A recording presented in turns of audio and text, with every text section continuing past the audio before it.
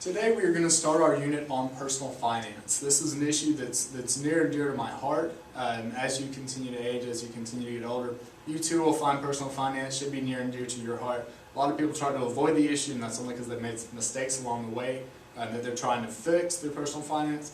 But hopefully through this you'll gain a lot of important ideas and a lot of important tools that you can use that will make your life with personal finance a positive one. Finance is something that's very important, that you make sure that you handle your finances and that you have those tools to be successful. So our last unit here in the semester is that on personal finance. Alright, so let's start off. True or false? Number one, teens get most of their money from part-time jobs. Is that statement true or false? If you said false, you are correct. Most teenagers get their money from their parents or guardian. While a lot of you do have part-time jobs, a lot of teenagers don't. Even if you do, you may get still most of your money from your parent or guardian. So number one is in fact false. Number two, most teens who are 18 or 19 years old have a checking account. This statement is true. While it may be somewhat surprising, it is true. A lot of companies that you guys work for require you to have direct deposit, meaning that they can put money directly in your account as opposed to writing you a physical check. A lot of the companies you work for do this, and they do this for a reason, to cut down on some of the costs to themselves. Now, if a lot of people have these types of jobs, a lot of teenagers who have these jobs, they too will have the checking accounts. So number two is actually true. Most 18 or 19-year-olds do have a checking account. Number three, 90% of high school students rely on their parents for information about money. This statement is also true. You're fortunate enough to be in this class where we're going to spend a lot of time talking about this, and I'm more than happy to answer all questions that you may have about personal finance. But for a majority of teenagers, most of the information is coming from home. Most of the questions are going to be answered by parents at home. As technology continues to improve, more and more people are also turning to the internet, which can be a good or bad source of information depending on where you're looking. But most teenagers do rely on their parents for information about money. Number four, on average, during the course of 1 year, American teens spend a combined $10 billion. That sounds like a lot of money, a whole lot of money. For those of you who said this is false, you're correct. American teenagers spend a lot of money. I don't mean 10 billion, I don't mean 20 billion. On average, American teens combined spend over $150 billion. So if you've ever wondered why so much advertising is directed specifically towards you, teenagers of America, this is why. You guys spend tons and tons of money on small, meaningless things. And that's not your fault, you just do. You don't necessarily understand the concept of money yet, and then if we add all these things up, we can buy nicer things, bigger things down the road. But you guys spend tons of money on small things. Think about how many times you bought candy, you bought gum, you bought drinks, you bought food, been to the movies, all that type of stuff. That adds up. And again, over the course of the year, American teens spend over $150 billion. That's a lot of money. Marketers know it, advertisers know it. There's a reason they target you, and that's the main reason why. Alright, so number four there is false. They actually spend a lot more than $10 billion. This kind of gets your mind right to discuss some of the things we're going to be thinking about when it comes to personal finance. Some of the issues that we'll be addressing. First, we'll start off talking about goal setting and budgeting. Then we'll move on to banking and credit. We'll talk about careers, human capital, investing. And lastly, we're going to tie it all up with an independent project where you guys are actually going to be getting jobs that are based on your grades and behavior and attendance so far this semester. Again, we're getting towards the end, so I have a pretty good idea on who's here and who's not, and how you perform under pressure, all that kind of stuff. Also, you're going to be applying for the job. You'll be writing a resume and a cover letter. And then lastly, you're going to be interviewing in front of the class with me for specific jobs.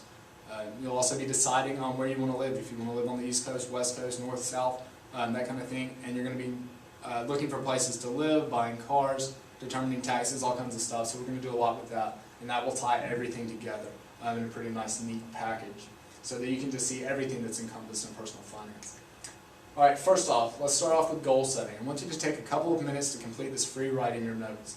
If you need to pause in the video, that's perfectly fine. Once you see these questions up here, and I'll read them to you here in a second, you can press pause so that you can stop it so you actually have time. Make sure to do that so that you can fully answer the questions. Alright, first off, why do we need to set goals for ourselves? So you want to answer that question. Secondly, why do we need short-term goals?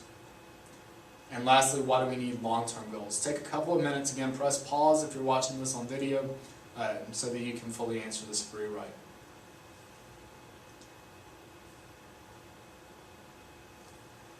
Alright, so why do we need to set goals for ourselves? In order to accomplish a lot in life, you're going to need goals. Everybody should have them, everybody needs them. Goals are what helps us hold ourselves accountable for what we want to achieve in life. And that's going to be huge. You guys are really young. You're anywhere between 14, 15, 16, 17, 18 years of age. You've got a lot of life before you, a lot of life ahead of you. You need to have goals for yourself. You often hear that if you fail to plan, you plan to fail. Part of your plan must include having goals. Set the bar really high. Set the expectation really high. You guys can achieve all kinds of things, but you have to set the bar high. Nothing's going to be handed to you. You're going to have to work for it in life. Setting goals is a good way to make sure you're heading in the right direction. Alright, secondly, why do we need short-term goals? The reason you need short-term goals is, one, it's something so you can see some type of progress towards potentially a long-term goal, which we'll get into number 3, but you need to be able to mark things off your list. As you are working towards a long-term goal, you need to be able to mark stuff off. You need to say, yes, I've done that, yes, I did that, maybe I did it the wrong way, maybe I didn't do it the way I wanted to, but I did it. Also, maybe you didn't accomplish that. Maybe you can't mark something off your list, and that's important too. To be able to hold yourself accountable to that and be honest with yourself. That's an important part when it comes to goal setting and eventually with personal finance too. And we'll talk about that when we get to budgeting. What do we need? Long-term goals? Again, that goes back to question 1. You hope to accomplish a lot in life. Goals are how you do that. Setting goals that are high expectations for yourself are really important. And we'll talk about some specific strategies to set those goals in here in just a minute. But all of these are very important. You have to set goals in life if you're going to be successful. Bottom line. Again, you guys can reach for the stars. You can be extremely successful in life, but you have to set goals to get there. Success is not just luck. It's a combination of opportunity and preparation. That's ultimately how your success will be probably determined. Again, opportunity mixed in there with preparation. That's how you get there, and goals will help you with that. All right, so setting goals. You want to be smart about it. SMART's an acronym. Your goal needs to be specific. If you're not specific, you can't hold yourself accountable. I want to pass economics class. Well, that's not specific enough. That's missing a lot of elements that we'll see here in a minute. All right, so maybe that's a starting point. Secondly, it needs to be measurable. So let's change that original one from I want to pass economics class to I want to pass economics class with an 88. Or better yet, let's say a 93 so we can earn an A. Alright, so is it specific? I want to pass economics class with a 93. It's closer. Are we going to know whether or not we passed economics class with a 93? Yeah, you better bet that you will. At the end of it, you're going to get a report card that's going to say whether or not you got that 93 or not. That allows us to hold ourselves accountable. Is it attainable? If we were talking about day 1 in the class, is it attainable? Absolutely. Every one of you is smart enough, you have the capability to do it, you just got to work hard in order to get there. So is it attainable? Yes, especially if we're talking day 1. Next up, realistic. Now realistic can be fairly similar to attainable. I want to pass economics class with a 93. That may be something that is attainable and realistic at the beginning of the semester, but let's say, we're here in the last unit and you have an 80, let's say an 82. Is it realistic that you're going to pass the class with a 93? Well, mathematically, probably not. So at that point, maybe that's not the greatest goal if you're setting a goal here late in the semester. That might not be the most realistic goal. But it might be if we were talking at the beginning of the semester. All right, then lastly, is it timely? The goal we have so far is not timely. I want to pass economics class with a 93. Well, that doesn't mean this semester. That could be this year. That could be any time before you graduate high school or college or whenever. So we do need to change it. So I want to pass economics class with 93 this semester. Is that a SMART goal? Yes. Is it specific? Yes. Is it measurable? Yes. Is it attainable? Yes. Is it realistic? Yes. Is it timely? Yes. So that would be a good SMART goal. Again, you can set those for short-term and long-term goals. Make sure it meets all of these criteria. This is going to allow you to be accountable for your actions. It's going to allow you to mark stuff off as you go, and that's going to be really important. If it turns out that you couldn't meet some of these goals, so be it. Don't erase it. Don't delete it if you're word processing it. Keep it. Make sure that you realize that, yeah, I missed that goal. Here's what I'm going to do to change it next time. So make sure to hold on to those goals. Are a very important part. All right, finding a career. And this will be the last part here in our introduction to personal finance. First off, a job is not the same thing as a career. You know, a lot of you know people who have jobs. Jobs are important. Sometimes jobs are necessary so that you can make ends meet. You know, it's important to bring in money each paycheck. Very important. A lot of people struggle with this. Sometimes they bounce around from job to job to job, and there's a reason why, and I'll get to it in a second. But sometimes you absolutely just have to have these. A job is something that you show up every day for. Typically, it's for a paycheck. Right? The difference between a job and a career is that a career is something that you enjoy doing and can move up and progress through the company. That's a big difference. A job, could you get a promotion? Yeah. Are you probably looking for another job? Probably, yeah. You know, that's not where you want to be. A career is something that you want. It's something, again, that you enjoy doing, you're good at, and you can progress through the company. This is something you can see yourself doing for a long period of time. People who are in careers typically are a lot happier than people who are in jobs. You know, it's less short-term, it's more long-term, it's focused on you developing as a person and as a professional, and that's an important part of it. All right, so that's the big difference. A job is something you show up for every day. A career is something that you enjoy doing and you're good at, and you can move up through the company. All right, you want to find something that you're good at and you enjoy. A lot of people find something they're good at but absolutely hate. That's going to be a rough thing to do. You know, to wake up every single day to go to a job, something that you're, or to a career even, something that you're good at but you hate. So you want to find something you're good at and you enjoy. Something that you can make a good living doing, not necessarily by money, but something that you're going to enjoy and get self-satisfaction out of. So again, you want to find something you're good at and you enjoy. Lastly, money should not be the number one motivator for why you want a specific job.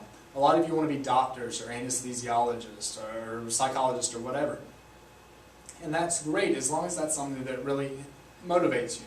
It's something that inspires you. It makes you want to study more, work harder, that kind of stuff. That's important.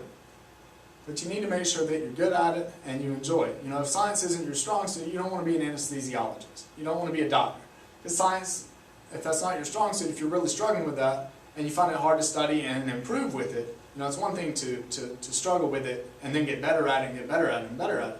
You know, then you're working towards your goal. But if you're struggling at it and you're continuing to struggle at it and maybe even getting worse, you know, maybe it's time to investigate maybe another career, another job, something else you can do down the road. So you want to make sure that you have the right motives for doing whatever you want to do. You know, when I think about it, I used to work in the banking industry, I used to work in the insurance industry, and I had a lot of success with those companies that I worked for. But at the end of the day, I didn't get that much self-satisfaction out of doing that. You know, it's not like teaching. Teaching is something, you know, maybe I don't get paid that much doing, but it's something that I'm really passionate about and something that I enjoy. I enjoy showing you guys and teaching you guys all about, you know, how to make your lives better, how not to make some of the same mistakes that I've made and that other people I know have made, which is really hard them in their personal finances, among other things. You know, I really enjoy that aspect of teaching. You know, so I found a good career for me. And careers may come and go. You know, I'm already on my third career. The average American now has 7 careers over the course of their working lifetime. 7. I'm almost halfway there. But you're going to change careers, and it's okay to change careers. You're going to have different interests, you're going to have different passions, you're going to find out that some of the stuff you really liked at one point you don't like anymore. You know, you're going to have different opportunities present themselves over the course of your life. And it's okay to change careers. Everybody's going to do it. Probably at some point. Very few people stay in the same career forever. But hopefully through some of the things you learn through this and through personal finance and the rest of your schooling, you're going to find something you're good at and something you enjoy. That's an important part of finding a career. Remember, you want a career, not a job. Right? That concludes our first section here under our personal finance unit. This was the introduction. You know, go back and watch this as many times over as you need if you need some clarification on setting goals or finding a job or career. As we progress through the unit, I'll give you some specific tools and techniques to help you get those jobs, get those careers, and how to keep those and how to do a lot of different stuff. But as you have questions, feel free to email me, feel free to send me messages, whatever you need to do, drop by office hours, whatever, to make sure that you do understand this stuff. It is important, and we'll move on into the next thing here next time you watch. Appreciate it, have a good one, and I'll talk to you soon.